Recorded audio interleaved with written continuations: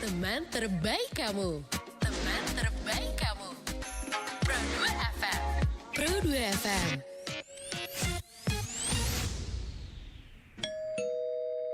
Santai siang dari jam 10 sampai pukul 15 waktu Indonesia Barat. Siang harinya kamu di Pro 2 FM dengan informasi seputar kuliner, UMKM, olahraga, dan entertainment. Dan pasti bisa request lagu yang kamu suka. Pastikan siang harinya kamu bersama Sayang Santai Siang.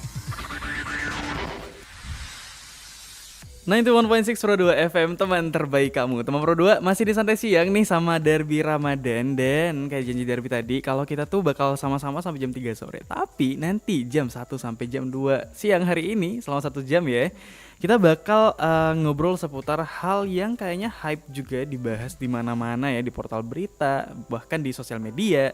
Dan katanya nih Gen Z yang paling terkena dampaknya nih, dan Gen Z yang harusnya lebih aware karena hal ini nih tergantung untuk masa depan kita nanti. Kira-kira kita bakal bahas apa? Yaitu kita bakal bahas tentang inflasi biar Gen Z ini lebih aware sama hal ini. Karena ini bukan ancaman yang kecil ya, tapi ancaman yang cukup gede. Tapi kurang rasanya kalau Derby ngobrolin sesuatu gak sama seseorang yang udah ahli juga di bidangnya. So, please welcome.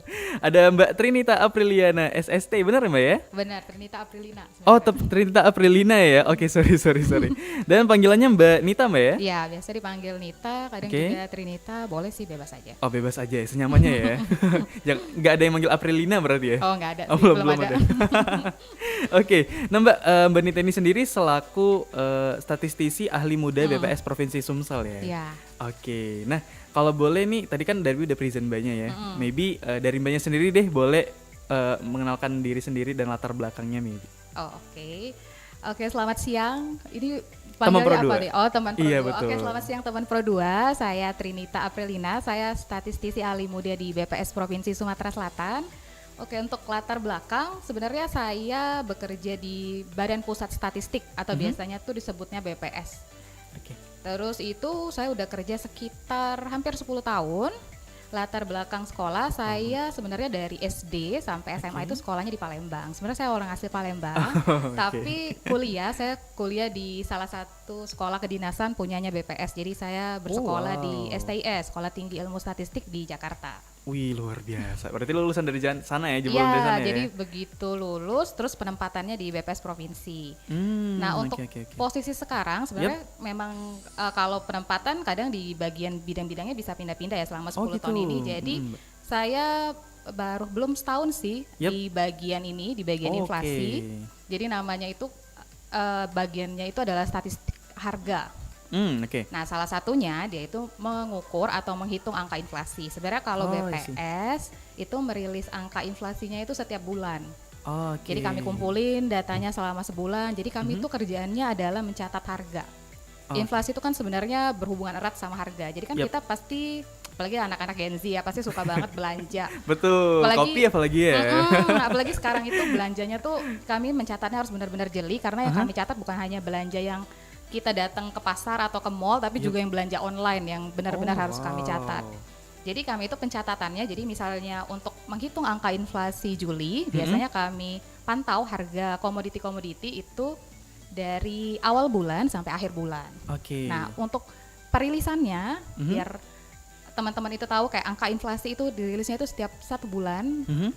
Setelahnya, jadi misalnya untuk keadaan Juli, maka angka inflasi Juli itu akan dirilis setiap tanggal 1 di bulan setelahnya Agustus. Agustus berarti. Kalau Oke, hari oke. kerja, tapi kalau misalnya tanggal 1-nya bertepatan dengan hari Sabtu atau Minggu, ya berarti Seninnya. Oh, Di besokannya. tanggal 2 atau 3-nya. Iya, Oh, gitu. Dan itu bisa dicek langsung di websitenya BPS ya? Iya, sebenarnya kami tuh bikin acara jumpa pers. Jadi setiap tanggal 1 kami mengundang teman-teman dari koran gitu, online, koran online, koran cetak, terus wartawan TV, radio juga kami undang, terus dinas-dinas terkait untuk hadir biasanya, untuk mendengar secara langsung berapa sih sebenarnya angka inflasi untuk Sumatera Selatan dan Kota Palembang atau kota-kota lainnya di Sumatera Selatan. Oke, berarti emang se-update itu Bu ya, Mbak ya?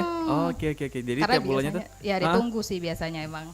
betul karena emang ini sesuatu yang emang cukup ini ya, berpengaruh besar ya. Iya. Buat negara juga pastinya.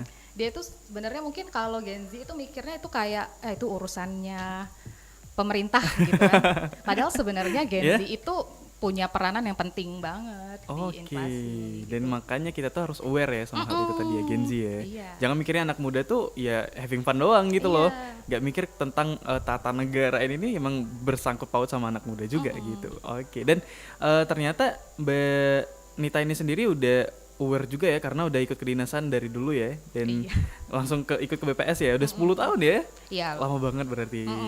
Dan kalau BPS sendiri ini cakupannya itu selain inflasi ada apa lagi nih Mbak? Jadi sebenarnya BPS itu fungsinya menghasilkan yang sifatnya makro. Makro itu jadi sifatnya untuk negara tuh kayak kemiskinan. Jadi bukan data-data yang misalnya kayak berapa orang sih di RT ini yang miskin, kami tuh enggak, itu data mikro namanya. Tapi kami itu datanya yang makro. Misalnya jadi di Sumatera Selatan angka kemiskinannya berapa persen gitu, di Kota Palembang, jadi secara makro yang bisa untuk kebijakan secara makro gitu ditetapin. Jadi kalau kayak teman-teman Gen Z mungkin kalau kuliah tuh bikin penelitian, nah itu sebenarnya bentuk data mikro. Gitu. Yang dari tanggung jawab kami itu data yang makro. Yang lebih gedenya lagi ya. Iya, jadi kami tuh mengumpulkan data-data terus, tapi walaupun kan mungkin sering ya ketemu sama petugas BPS datang ke rumah untuk mengumpulkan data. Jadi walaupun kami mengumpulkannya itu ke rumah-rumah jadi kayak individu, tapi sebenarnya pada saat kami publish, data yang kami publish itu dia adalah bentuk agregat, jadi total. Jadi makanya jangan takut kalau misalnya ada teman-teman BPS datang, jangan takut nanti ketahuan nih pengeluaran saya. Betul, pasti kayak gitu biasanya tuh. pada ngunci rumah ya. Iya, jadi takut nanti ketahuan, nanti orang pajak datang. Padahal sebenarnya yang kami publish itu datanya tuh secara agregat. Jadi misalnya kami publishnya keadaan Sumatera Selatan, keadaan Kota Palembang. Jadi enggak misalnya keadaan rumah tangga itu gitu, atau keadaan keluarga itu enggak. Berarti emang datanya itu kalau dilihat tuh emang kayak ke individu-individu ya, tapi ternyata data yang dihasilkan nanti makro sebenarnya. Secara makro. Itu yang maybe pandangan masyarakat yang perlu kita benerin lagi ya tentang BPS ya. Karena emang kita tuh ngerilis secara makro, secara gede banget nih. Kami nggak pernah ngerilis data individual. Oke. Nah, tapi Mbak kalau dari segi inflasi lagi nih ya, kita bahas inflasi lagi ya.